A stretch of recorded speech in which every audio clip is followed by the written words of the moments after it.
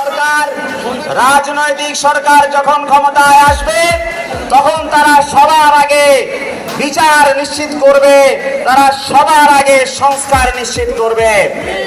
কিন্তু সরকার যখন ক্ষমতায় আসলো, নির্বাচিত রাজনৈতিক সরকার যখন ক্ষমতায় আসলো, সব চুরি করে যে রাজনৈতিক সরকার ক্ষমতায় আসলো, তারা ক্ষমতায় আসার পরে সংস্কারকে বৃদ্ধাঙ্গুলি দেখিয়েছে। তারা ক্ষমতায় আসার পরে বিচারকে বৃদ্ধাঙ্গুলি দেখিয়েছে।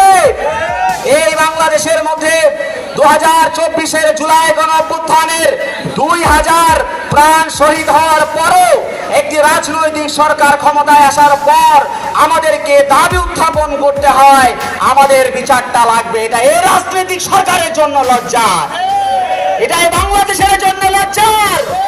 যে লড়াই আমরা চালিয়েছিলাম 2024-এর জুলাই গণঅভ্যুত্থানের, সেই আকাঙ্ক্ষা